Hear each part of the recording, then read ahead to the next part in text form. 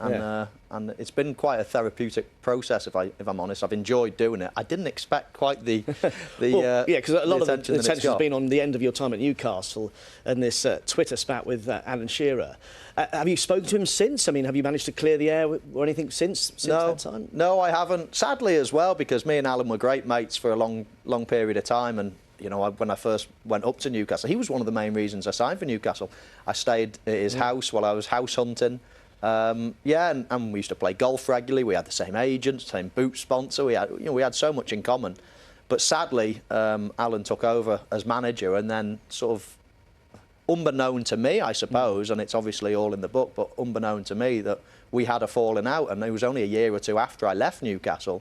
When I was about to pick up the phone to him, I was talking to a mutual friend, and he said, "Oh, I wouldn't call him," you know, and I was like, "Why not?" And then it started, you know, the reason started transpiring. So it was, it's very strange, very sad in a way, but you know, we live at different ends of the country, I suppose, and not all is lost. What went wrong? What did you fall out over?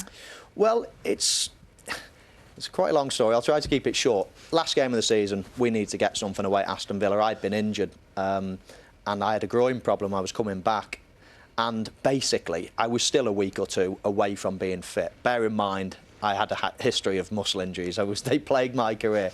So I knew my body. I knew my body better than anyone, literally to the day. I knew if I was a day too early, it would re-tear or something would go wrong. And on the flip side, I knew when I was right as well.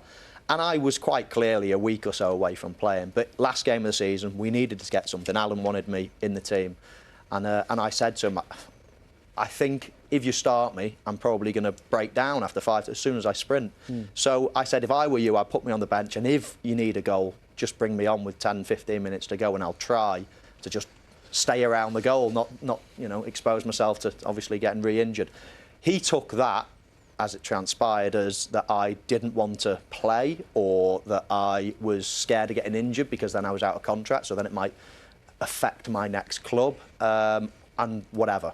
However he took it. So that was that's the crux of it, and it's pretty sad that it happened like that.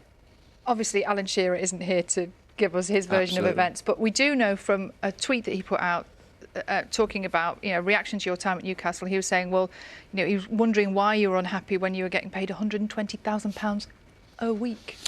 Well, I wasn't unhappy. I loved Newcastle. I love the people. I love playing there, and sadly, when you say a sentence and then someone stops it halfway through and then you don't get to mention it in context, then it's very difficult. What I said was I didn't enjoy the second half of my career as much as the first half.